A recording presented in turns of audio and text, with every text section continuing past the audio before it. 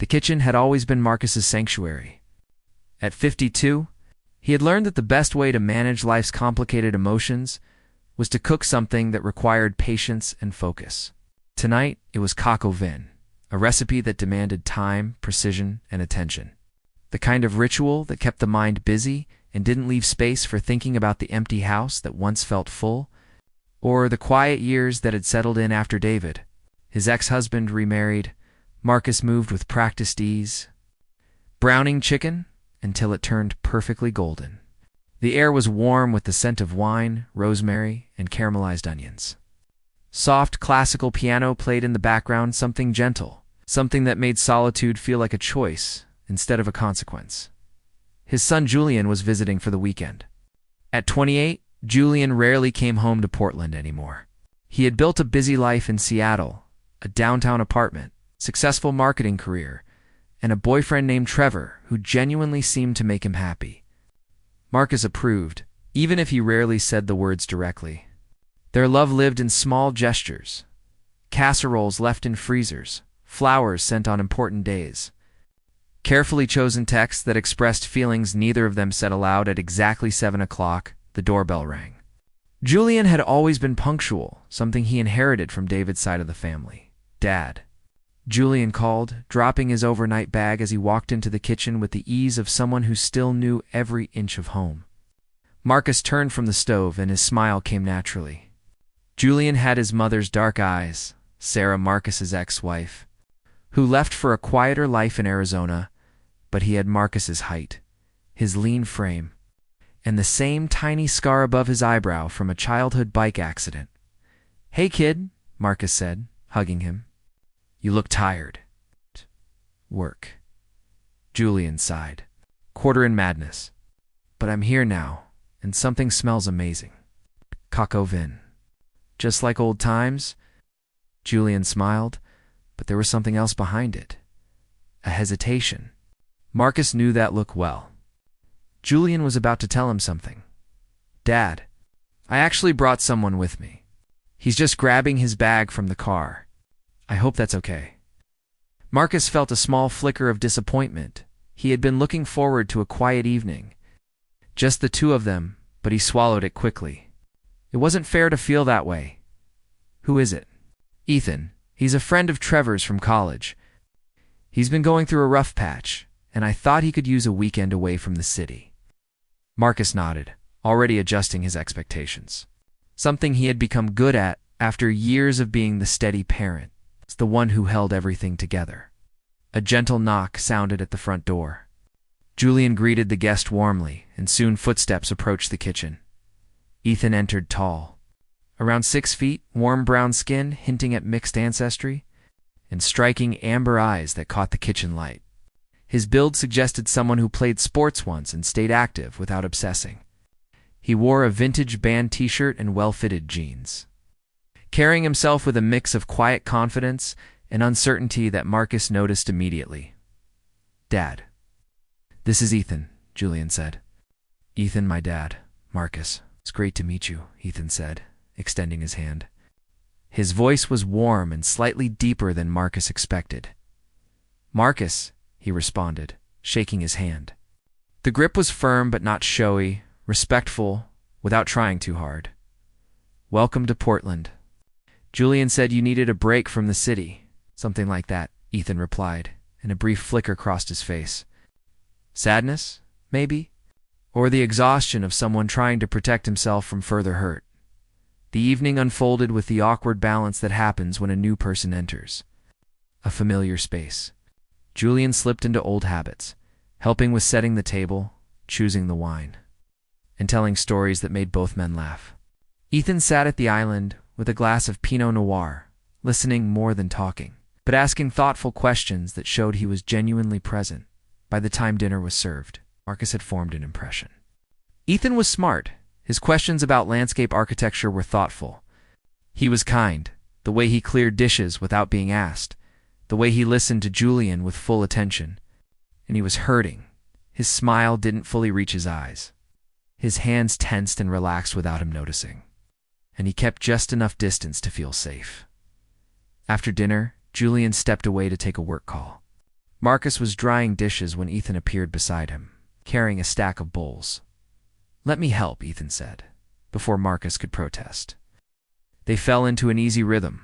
Wash, dry, put away. The kitchen grew quiet, except for the gentle clink of dishes and the steady sound of running water, for the first time all night. It felt like a moment just between them, simple, calm, and strangely meaningful. After several minutes of quiet but comfortable silence, Ethan finally spoke. "Thank you for letting me interrupt your weekend," he said softly. "Julian's a good friend, and he thought I needed some time away from my usual patterns." Marcus glanced at him. "Is it helping?" Ethan took a moment before answering.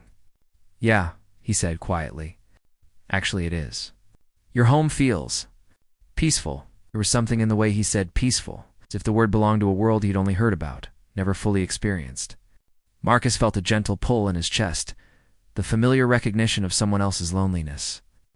A loneliness that looked far too much like his own. "You're welcome to stay as long as you need," Marcus heard himself say. "This house has plenty of room, and more than enough of my cooking experiments."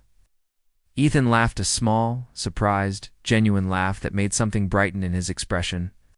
"I might take you up on that," he said, "at least for the weekend." Later that night, after Marcus showed Ethan the guest room and Julian had retreated to his old bedroom, Marcus sat in his study with a book he couldn't focus on. His mind kept drifting back to those amber eyes, and the way Ethan's sadness seemed to lift whenever something amused him. It had been years since. Marcus felt that kind of awareness, the quiet, nervous attention that comes when someone genuinely interests you. At 52, he had made peace with living alone. He hadn't expected the sharp edge of attraction to return, not with someone so much younger. Not on a weekend that was supposed to be simple and familiar. He thought about David, his ex-husband, and how long it had been since anyone had looked at him with genuine curiosity. Marcus poured himself a little scotch and stared at the rows of books surrounding him. Architecture, art, travel. The collected pieces of a life spent building beautiful things, even while failing to build a life with someone who stayed. Down the hall, Ethan lay awake in the guest room, staring at the ceiling. He had expected a quiet visit, polite conversations, and an emotionally distant weekend. He had not expected warmth. He had not expected Marcus. He thought about his ex for years together, who once made him feel both too much and not enough, all at the same time. About the empty apartment waiting for him back in Seattle. About a job he was good at but didn't love. About friends who cared, but were busy building lives of their own. Somehow, in just a few hours, Marcus had made him feel less invisible than he had felt in months. Ethan turned into the pillow and smiled without meaning to. He had come here trying to hide from his life, not expecting someone to actually see him. Saturday morning arrived with soft Portland rain, the kind that fell endlessly, inviting long conversations and slow hours. Julian, however, had received an urgent email. A major account had collapsed overnight, and he needed to return to Seattle. He packed quickly, looking torn. "I'm really sorry, Dad," Julian said. "I know it's awkward." "I can call Ethan and it's fine," Marcus said, and meant it. "He's welcome to stay. It's just rain and a quiet morning. We'll manage." Julian paused, studying his father with a depth Marcus wasn't expecting. Julian had inherited his father's intuitive reading of people, and something in the air had shifted even if no one had said it aloud. "Dad," Julian said softly, "Ethan's going through a lot. He just got out of a serious relationship. He's been struggling. Just be kind to him, okay?" "I'm always kind," Marcus said. "I know." Julian zipped his suitcase. "I just mean extra kind." Marcus watched him drive off into the rain, then stood in the doorway. Wondering what the rest of the day would bring, Ethan came into the kitchen around 9. Still in soft sleep, clothes drawstring pants and a gray hoodie. His hair was messy, almost boyish. He looked younger in the morning light, more open, more unsure. "Where's Julian?" he asked, reaching for the coffee Marcus had already brewed. "Work emergency," Marcus said. He had to head back to Seattle.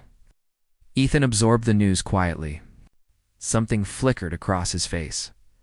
Marcus wasn't sure if it was relief or disappointment. "Okay," Ethan said softly. "You all right with that?" Marcus asked. "Yeah," Ethan nodded. "Actually, I could use the quiet." Their conversation flowed without effort. Marcus cooked breakfast, while Ethan sat at the island. It wasn't small talk. It was real talk, the kind where hours disappear. Ethan told him about his job in tech marketing, about his ex, how he had slowly shrunk himself to fit someone else's expectations. "He wanted me to be more outgoing," Ethan said, watching the rain, "but also less dependent. More ambitious, but not too ambitious. Confident, but not needy." It felt like trying to hold two opposite truths in place. And eventually, I just broke. Marcus listened with the patience of someone who knew exactly what that felt like. "David wanted me to be brave," Marcus said quietly. "To be visible, to be proud, but also to protect his career, to never make his family uncomfortable. To be outspoken for him, but discreet for everyone else." "How long were you together?" Ethan asked. 23 years. Ethan turned to him fully. "That's a long time to spend misaligned." "It is," Marcus admitted. "That's a very perceptive observation." The morning stretched into afternoon. They moved to the study, where Marcus showed him his landscape designs, built slowly, deliberately meant to make people feel something. "These are beautiful," Ethan said. "Studying a photo from 1995? When you look at your work, what do you feel?" Marcus thought for a moment. "Pride," he said softly. "And a little regret," Marcus exhaled softly. "Regret," he said, "that I spent years building beautiful things for other people's lives. But I wasn't nearly as intentional about building my own." Ethan was quiet for a long moment. Then he said gently, "It's not too late, you know. Gardens can always be redesigned, reshaped, imagined again." Marcus looked at him. "You sound like someone who believes in second chances." "I want to," Ethan replied. "I'm trying." The rain kept falling steadily, tapping against the windows like a quiet rhythm that filled the house. Around 4 o'clock, Marcus suggested they make dinner together. Ethan admitted he wasn't very skilled in the kitchen, so Marcus chose something simple: fresh basil pesto pasta, a clean salad, and homemade focaccia. Working side by side became its own kind of closeness. Marcus showed Ethan how to season pasta water properly, how to slice basil without bruising it, how to recognize the exact moment garlic changed from fragrant to burnt. Their hands brushed now and then, Marcus guiding Ethan's wrist or adjusting the angle of a knife, small touches that carried more weight than either of them. Acknowledged out loud by the time they sat down to eat. The rain clouds had shifted, allowing the setting sun to cast a golden glow through the windows. Ethan looked more relaxed than he had since arriving, flushed from the warmth of the kitchen. Comfortable from the wine, softened by the quiet. Steady presence of the house? "Thank you for this," Ethan said, tasting the focaccia. "I can't remember the last time I felt like—" He hesitated. "Like someone was actually taking care of me." Something tightened gently in Marcus's chest. "I'm glad," he said quietly. After dinner, they moved to the living room. The fire Marcus had started earlier glowed with steady warmth. He put on a soft Sting album, something calm and mellow, and they settled on the couch with a shared bottle of wine. They talked about books, travel, and the strange loneliness of being gay in your 20s, how the world was more open than ever, yet somehow more overwhelming too. Ethan told Marcus about moving to Seattle at 22, both terrified and hopeful. Marcus talked about coming out at 35, and the difficult process of rebuilding a life when so many choices already felt permanent. Ethan hesitated before asking, "Trying again?" "Dating, I mean." "Finding someone," Marcus looked at him. In the glow of the firelight, Ethan's warm skin reflected soft gold, his amber eyes catching the flame like glass. "Sometimes," Marcus admitted, "less than I used to. If I'm honest, it feels complicated at my age." "You're not old," Ethan said, his voice full of certainty. "And I'm not exactly young either. But I think that's the beauty of it, the chance to meet someone who already knows what actually matters." They were sitting close now. Too close. The wine, the fire, the rain, all of it formed a little world around them, quiet and private and strangely protective. Marcus became painfully aware of Ethan's presence, the warmth of his body, the subtle scent of the soap he'd used that morning, the intense gentleness in his gaze. "Ethan," Marcus began carefully, "I want to be honest with you." "Okay," Ethan said softly, not moving away. "I'm finding you very difficult to be around right now." Ethan blinked. "Is that a bad thing?" "It might be," Marcus said, "because I don't know what to do with what I'm feeling. You're a guest in my home. You're my son's friend. And you're in a vulnerable place. The last thing you need is an older man." Ethan leaned in and kissed him. It was gentle, unexpected, and warm-tasting like wine and something new. His hand rose to Marcus's jaw, steady and sincere. Marcus felt his thoughts dissolve until only sensation remained. The soft pressure, the warmth, the unmistakable feeling of being seen. When Ethan pulled back, they were both breathing a little harder. "I came here to hide," Ethan whispered. "I came here to avoid everything I was feeling. And instead, I walked into your kitchen and you looked at me like I was someone worth knowing." "Marcus, that's not small."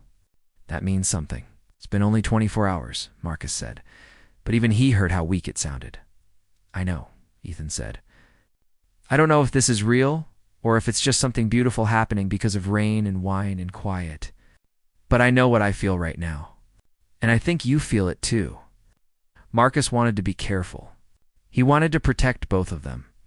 But he was 52, and he'd spent his entire life choosing the safe, sensible option. And for once, he didn't want the sensible choice. The fire crackled beside them. Ethan's eyes held a clear, undeniable longing, and Marcus found himself drawn in again. He kissed Athena deeper, more certain kiss this time.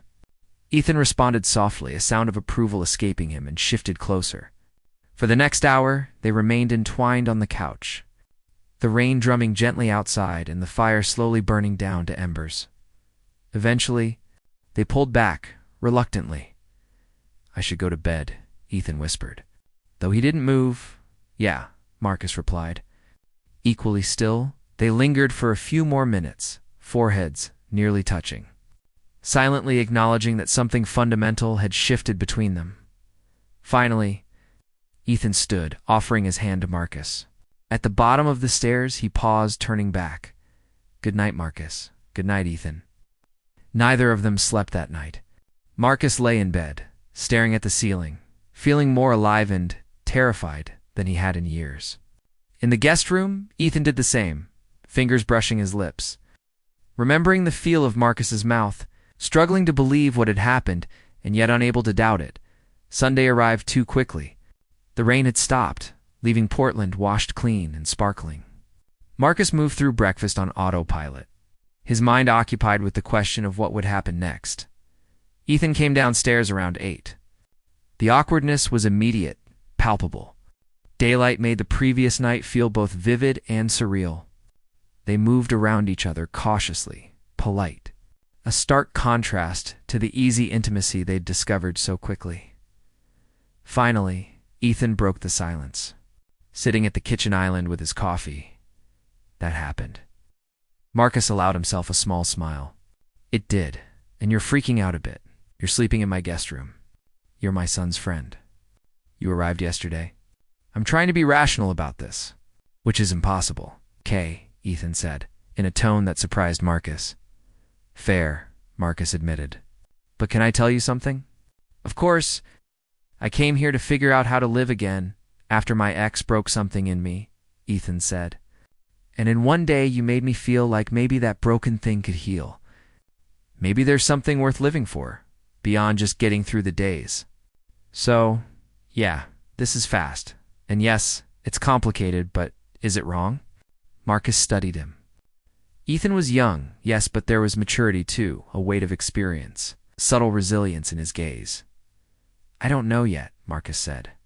"Ask me again after you go back to Seattle, after we navigate this across the distance. Ask me when the newness fades and reality intrudes. Ask me again then. If the answer is the same, we'll know." Ethan leaned forward. And if I go back to Seattle and think about you constantly? If I drive down next weekend and can't think of anything else, then what? Then we figure it out, Marcus said. But you need to be clear. I'm not a rebound. I'm not an escape fantasy. If this is real, it has to survive the real world. Ethan placed his coffee cup down. You're worth that risk, he said. I can't promise certainty right now. I can't, but I don't want to leave without knowing if there's a chance for something more than this weekend. They sat in silence. Marcus reached across the counter and took Ethan's hand. Then here's what we do, Marcus said. We spend today honestly.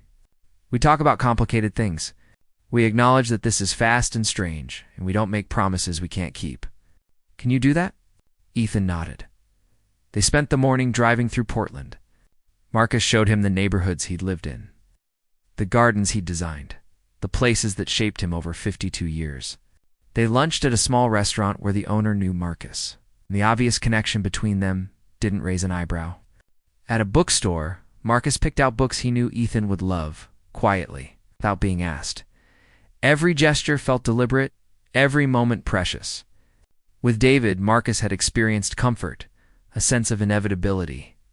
But with Ethan, everything felt chosen, intentional, fragile in its beauty. In the late afternoon, they hiked an easy trail in Forest Park, walking slowly, often in silence, simply existing together. At one point, they sat on a bench overlooking the city. Ethan rested his head on Marcus's shoulder. I'm scared, Ethan admitted. Of what? The future. How this ends. I can already imagine missing you, and you're right here. I know, Marcus said, wrapping an arm around him. I'm scared too. How do we do this? You're here. I'm in Seattle. We barely know each other. My therapist will have a field day, Marcus said. We take it 1 week at a time. We visit. We talk. We're honest when it's working and when it isn't. And if it becomes too much, we admit it. No illusions. Ethan lifted his head, looking at him. Is that realistic? No, Marcus said. But neither is falling for someone in a single weekend. No. We're clearly operating outside normal boundaries anyway. Ethan smiled, a real, unguarded smile. Not one of those careful, protective ones. But something open, vulnerable, and entirely beautiful, as the sun set in long strokes of pink and orange across the sky. They made love careful, thoughtful, with frequent pauses to check in, to communicate, to move with intention. It wasn't frantic or desperate. It was deliberate, deep. Afterward, they lay tangled in Marcus's sheets, and he felt a warmth settle in his chest, a sense of coming home. Even though this was the first time he'd shared something so intimate with Ethan, I have to go back tomorrow, Ethan whispered into the darkness. I know. But I want to come back next weekend. I want you to come to Seattle the weekend after, Marcus said gently. Meet my friends properly, not as Julian's dad, but as my boyfriend? Is that too fast? Probably, Marcus admitted. But yes, I'll come to Seattle. As Monday arrived with its usual finality. Ethan packed his bag while Marcus prepared an elaborate breakfast. They moved around each other with that particular sadness that comes when saying goodbye. After just discovering what it truly means to say hello at the door, Ethan pulled Marcus into a hug. Thank you, he said softly. For taking a chance on me? For staying. Thank you, Marcus replied. For not deciding this was too weird and leaving early. I almost did, Ethan admitted. Saturday night, I was going to ask Julian if we could leave. But then you taught me about Basil, and you looked at me like you actually wanted to know me, and I couldn't walk away. Marcus kissed him goodbye at the door. They both pretended not to notice the wetness in Ethan's eyes. Once Ethan's car disappeared around the corner, Marcus stood in the quiet house. Everything looked the same as it had before the weekend, but he had changed. 23 years of learning to fit someone else's expectations? Another decade of learning to be alone and now, in 48 hours? This young man had reminded him that it was okay to want something for himself. Later, Marcus's phone buzzed. A text from Ethan. I'm already planning the weekend. Also, I miss you. Marcus smiled and typed back, Yes, it's complicated, but I think it's worth it. The next 8 weeks unfolded in a careful dance. Ethan came to Portland. Marcus went to Seattle. They learned each other's coffee orders, sleeping habits, favorite songs, childhood fears. Ethan shared about his mother's illness, teaching him that life is fragile and precious. Marcus opened up about years of hiding, about performing happiness for others while feeling hollow inside. Around week 10, Julian called. Marcus realized he hadn't spoken to his son in over a month. "I hear you and Ethan are serious," Julian said, his voice carrying a barely suppressed smile. "He told you?" Marcus asked. "He didn't have to. You've texted him good morning for 43 days in a row? And I'm not sure you've ever texted me." But he actually smiles now. Talks about the future like he believes in it. He's completely in love with you. "It's good, Dad. Really good. I was worried when I invited him home, but I wasn't expecting this. You deserve happiness, and he deserves someone who looks at him the way you do." Marcus felt something ease in his chest. "Thank you," he said softly. "I mean it also." He got the job. The one he interviewed for before the weekend. He'll stay in Seattle, but it's more remote friendly. Eventually, he might split his time. Weeks later, in Ethan's Seattle apartment, Marcus attempted to make pasta while Ethan worked at the dining table, a rhythm that had become theirs. Comfortable. Domestic, real. "I love you," Ethan said suddenly. Closing his laptop, Marcus froze. He looked at Ethan, those familiar amber eyes. "I'm not ready to say it yet," Marcus admitted. "Not because I'm unsure, but because I'm terrified. If something happens, if this doesn't work, I don't know if I could survive losing you." Ethan nodded, unsurprised. "I'm not expecting you to say it back. I just needed you to know." Marcus set down the spoon, crossed the counter, and held Ethan's face in his hands. He kissed him deeply. "I'm falling," Marcus whispered. "But I'm terrified of the landing," "I know," Ethan said. "Me too. But we're falling together, and that matters." That night, Marcus lay awake in Ethan's bed. They'd agreed Ethan would keep the Seattle apartment as his base, while Marcus retained the Portland house. Their relationship was practical, intentional, serious, and worth it. "I'm really glad you hate your son's friends," Ethan murmured. Marcus smiled into the darkness. "I don't hate you. Not yet." Ethan laughed softly. "But just in case, I chose you. Even when it's hard, even with the long distance, even when we disagree, choose you." "I'm not there yet," Marcus said quietly. "But I'm choosing you too. Every day, I choose you." 3 months later, on the first Saturday of spring, Marcus and Ethan stood in the Portland house, the house slowly becoming theirs on the back patio overlooking Marcus's garden. "I want to redesign this," Marcus said. "Make it ours, not just mine." "What did you have in mind?" Ethan asked. "I'm not sure yet," Marcus admitted. "But I want to sit here with you. A bench where we can read together. Lavender because you love the smell. Beautiful but lived in. Loved, used." "That sounds perfect," Ethan said. Taking his hand, they stood together as the sun set. Painting the sky in the same pink and orange strokes that had marked their beginning, Marcus thought about gardens, redesign, second chances, and the courage it took to let someone in. After so long learning to be alone, he thought about falling and landing. He pulled Ethan close and whispered, "Hey, promise I love you, really?" Ethan asked. "Really?" Marcus confirmed. "I fought it for weeks, but you seem completely, entirely in love with you." Ethan kissed him, soft, deep, certain. It felt like the beginning of something that had been quietly growing all along, something that would continue to grow for years. In the distance, the first buds appeared on the trees. Renewal, rebirth, the promise of life turning again. Just my son's friend, Marcus thought, smiling. Until that one unexpected night. Until everything changed.